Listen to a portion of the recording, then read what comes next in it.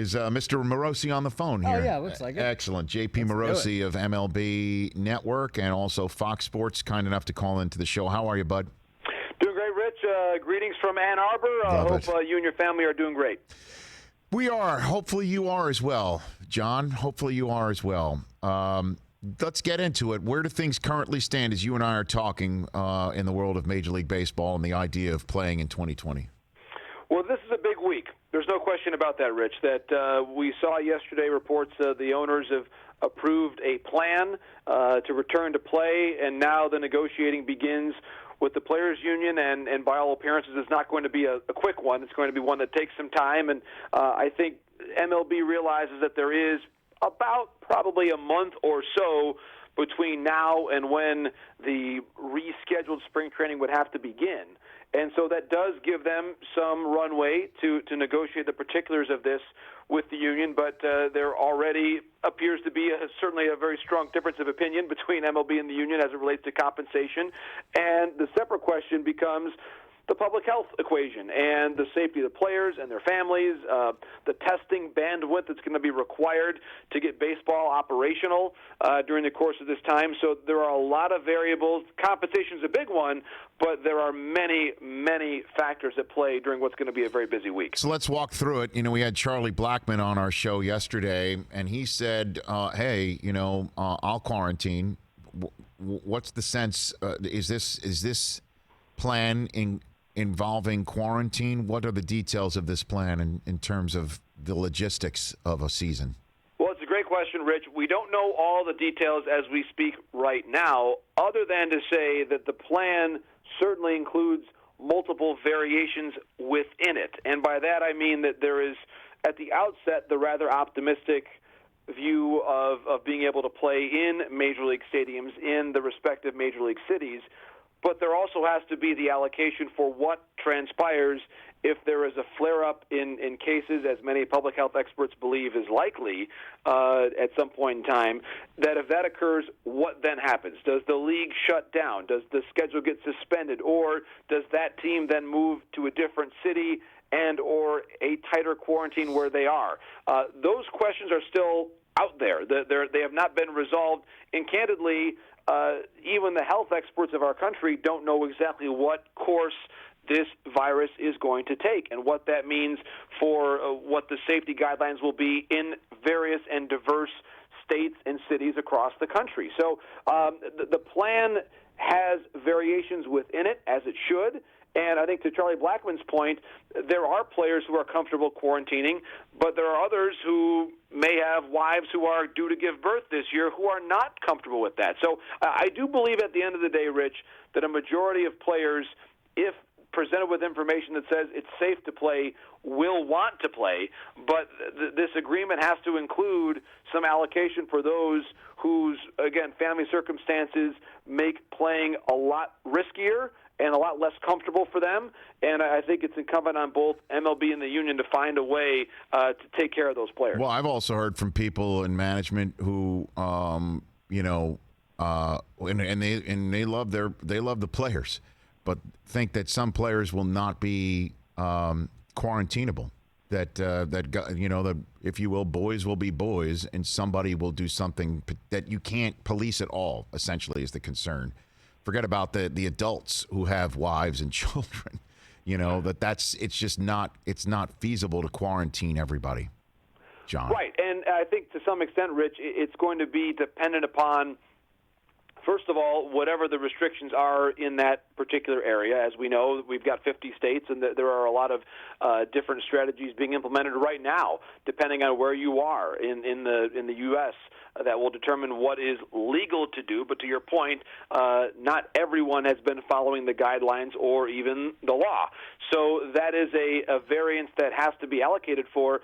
And the testing likely would occur, according to what experts say, probably not on a daily basis, but most certainly on a weekly basis. And even the weekly test obviously would require some bandwidth on the national stockpile of tests. And the commissioner, Rob Manfred, has said publicly from the outset, Rich, that he is not going to be comfortable bringing back the sport until he has been assured that the testing regimen required for baseball is not going to compromise the bandwidth that will take care of the public health for the rest of the country. So as much as baseball would love to be part of the healing process and be a place to come together as a nation to watch our national pastime every day, as badly as baseball wants that outcome, baseball also realizes the social responsibility that precedes all of that. Jon Morosi, MLB Network insider here on the Rich Eisen Show. Another thing that Charlie Blackmon said to us is he said that when baseball and the union gets together, he hopes that the politics don't get in the way. I asked him what he meant by that. He talks money. He said money was the first thing out of his mouth.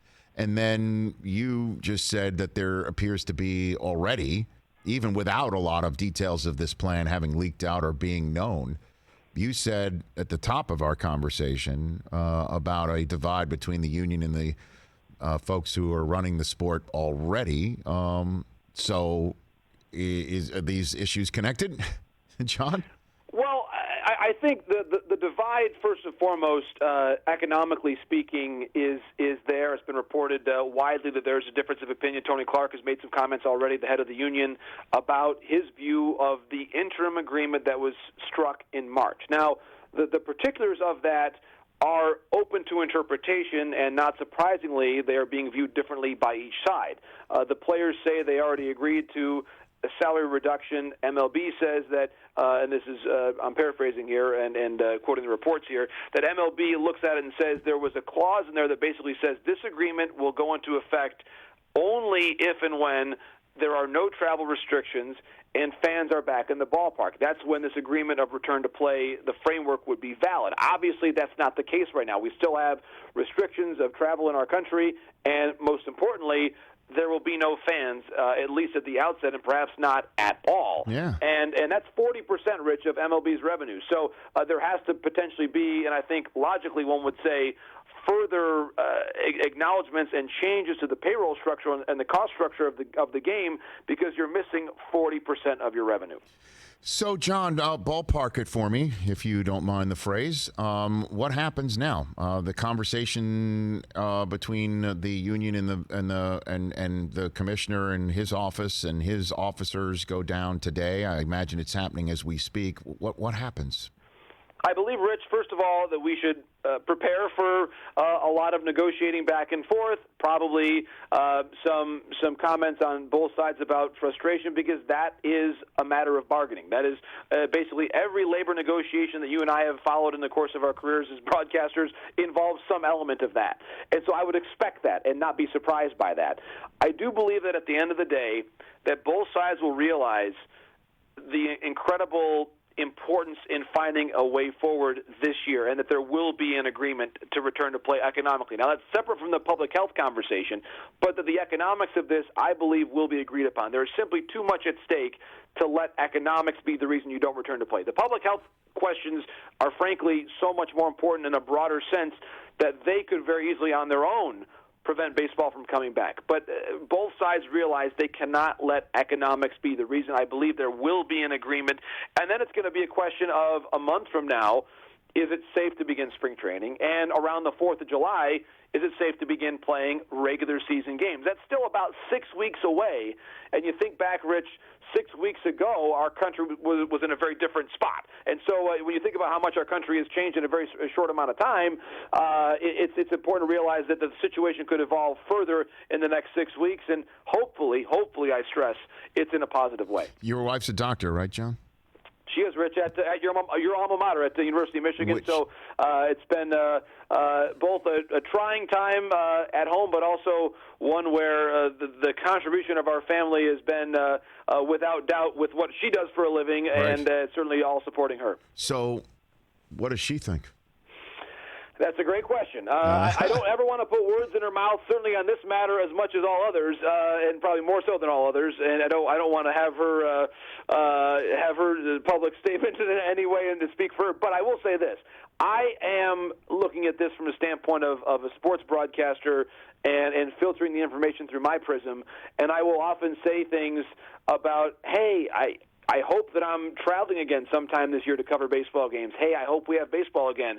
And she will often look at me as she does, Rich, when I say other things on other topics with that kind of wary eye and a smile and a raised eyebrow about, John, you have to be patient day by day. And so I guess if my experience being the spouse of a doctor is of any value to me as a journalist or to me as a citizen, I would just say for all of us, it's great for us to think and plan positively and optimistically about our sports because they mean so much to us and so much to our society. But we also just have to keep listening, as I know I do, to the doctor in my life and her perspective because at the very outset, Rich, I remember this distinctly.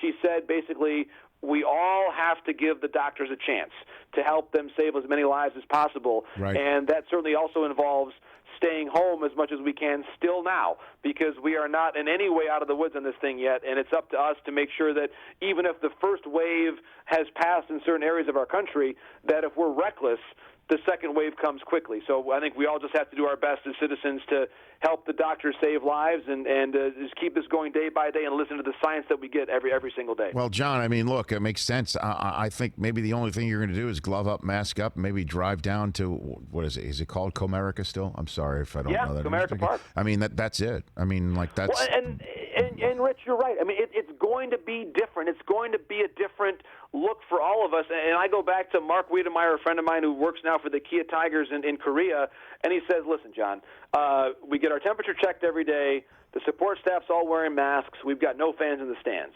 But when the game is being played, it's still baseball, and we're really privileged and lucky to be there.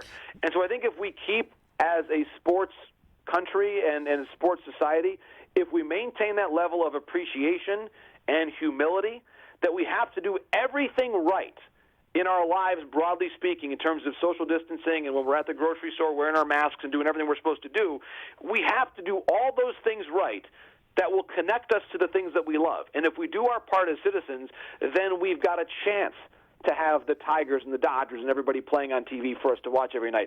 But all of us are invested in that success, and I'm optimistic that we'll get there, but it involves continuing great citizenship by us all. John, thanks for the time. Thanks for the call. Best to your wife, and stay safe to your entire family. Thanks, Rich. Likewise, keep doing the great job you do on the show every day. Pal. Thanks so much. Thank you. That's Jon Morosi, JP Morosi of Fox Sports and MLB Network.